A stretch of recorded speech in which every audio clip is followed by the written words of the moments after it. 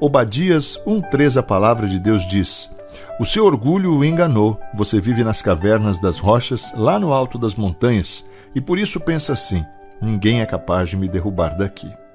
O verso 4 diz: ainda que você voe tão alto como a águia e faça o seu ninho entre as estrelas, eu o derrubarei dali. Sabe, Deus deu ao profeta Obadias uma tarefa muito delicada e complicada. Ele devia confrontar duas facções de uma família que estavam travando uma disputa, uma verdadeira guerra. Os judeus de Judá, ou seja, descendentes de Jacó, e os edomitas, descendentes de Esaú. Sim, Jacó e Esaú eram irmãos de sangue, mas não nutriam qualquer sentimento de amor e carinho mútuos. Quando a capital de Judá, Jerusalém, foi atacada, os edomitas uniram-se ao inimigo. Como consequência dessa atitude, Deus enviou Obadias para profetizar a destruição daquela nação, porque eles haviam rejeitado seus irmãos, os descendentes de Jacó, num momento de crise. É possível traçar aí a animosidade que existia entre esses dois irmãos, Jacó e Esaú, através dos séculos, e que se iniciou quando ambos ainda estavam no ventre da sua mãe, como registra o texto que está em Gênesis capítulo 25, versos 20 ao 23.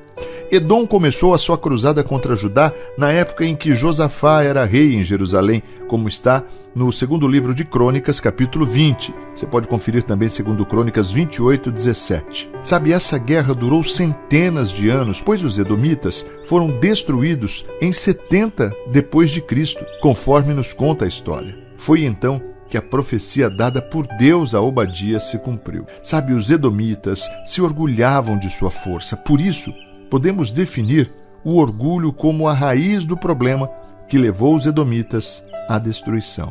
O apóstolo Pedro advertiu na sua primeira carta, capítulo 5, verso 5, diz assim: Deus é contra os orgulhosos, mas é bondoso com os humildes. Sabe, esse versículo explica por que os edomitas foram aniquilados. Você já procurou transmitir à sua família que quanto mais cedo aprendermos a ser humildes, mais humilhações evitaremos no futuro? Sabe, a lição que o Senhor ensinou por meio do profeta Obadias, não somente ao povo de Edom, mas a todos nós, resume-se em procurarmos sermos servos humildes e sempre dispostos a ajudar um familiar que passa por uma crise e principalmente quando ele é atacado pelo inimigo. Que essa palavra possa frutificar aí, no seu e aqui, no meu coração. Segunda palavra. A palavra de Deus diz assim: da mesma boca saem palavras tanto de agradecimento como de maldição. Meus irmãos, isso não deve ser assim. Sabe, falar sobre as questões da língua, falar sobre aquilo que professamos com a nossa boca, é algo que muitas vezes nos causa resistência. Mas eu quero te chamar para uma reflexão. Você já assistiu pela televisão bombeiros tentando apagar um incêndio numa floresta? Pois é, com certeza é uma tarefa dificílima, não é? E o que dizer sobre dominar animais selvagens? Por exemplo, serpentes e até peixes ferozes como tubarão, baleia. Enfim, a carta de Tiago nos afirma que a força e o poder da nossa língua são como uma chama que provoca um grande incêndio em uma floresta, ou como um animal impossível de ser dominado, como está nos versos 5 e 8 de Tiago capítulo 3. Sabe, aquilo que eu e você falamos pode servir para abençoar ou para amaldiçoar, para fazer o bem e também para fazer o mal. O texto bíblico nos adverte dizendo: por acaso pode a mesma fonte jorrar água doce e água amarga? É como está no versículo 11 de Tiago 3. Sabe, se o nosso coração está repleto de maldades e julgamentos maliciosos, então da nossa boca fluirá o mal. Se o nosso coração estiver preenchido pelas palavras de Deus, da nossa boca transbordará uma fonte de vida. Abasteça o seu coração daquilo que é bom, daquilo que agrada ao Senhor. Esteja alerta às suas próprias palavras e às palavras que os outros lhe dizem. Comunique apenas aquilo que Deus aprova.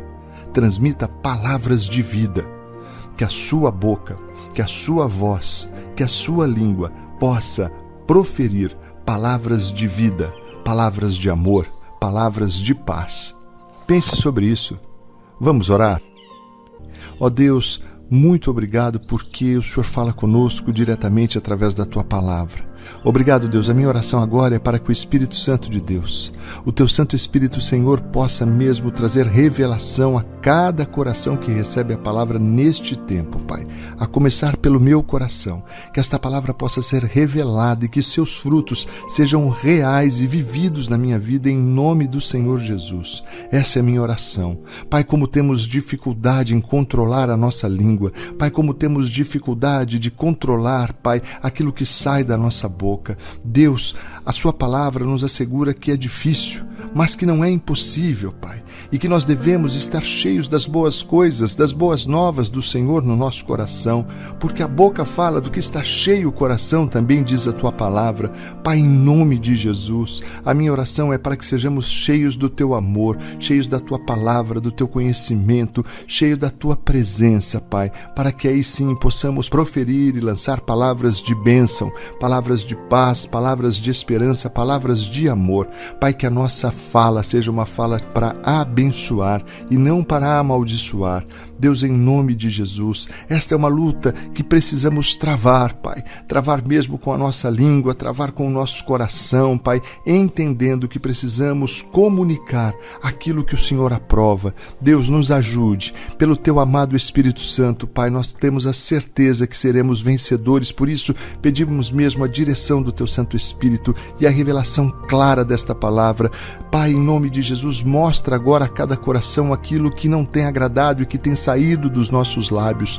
Esse é o desejo do meu coração. Fala mesmo, Pai. Vem mesmo nos corrigir e nos orientar neste tempo. Eu oro em nome de Jesus. Ó Deus, eu quero pedir perdão dos meus pecados ao Senhor neste tempo, Pai.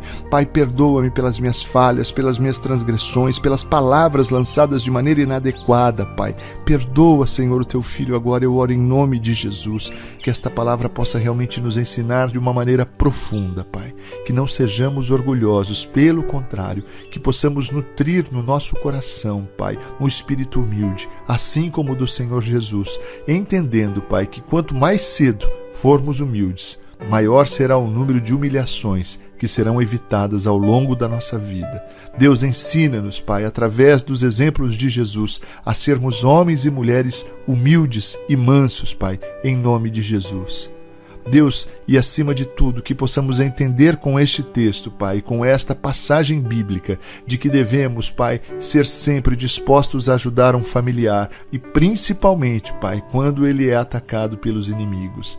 Deus, que nós possamos estar cada dia mais próximos do Senhor, Pai, e unidos como família do Senhor nessa terra. Esse é o desejo do meu coração. Eu oro, Pai, pedindo também saúde, graça e alegria, Pai, ao coração de todos os profissionais da área da saúde do nosso país, do nosso planeta, Pai. Que diante desta pandemia eles têm se mostrado, Pai, guerreiros, valentes e corajosos. Aumenta mesmo, Pai, essa coragem e essa ousadia. Dá a cada um deles, Pai, a sabedoria do alto. Em nome de Jesus eu oro, agradecido. Amém e amém. Graças a Deus. Agora precisamos muito da sua ajuda. Não esqueça de curtir o vídeo e compartilhar, amém? Isso é muito importante. Vai nos ajudar a alcançarmos mais vídeos.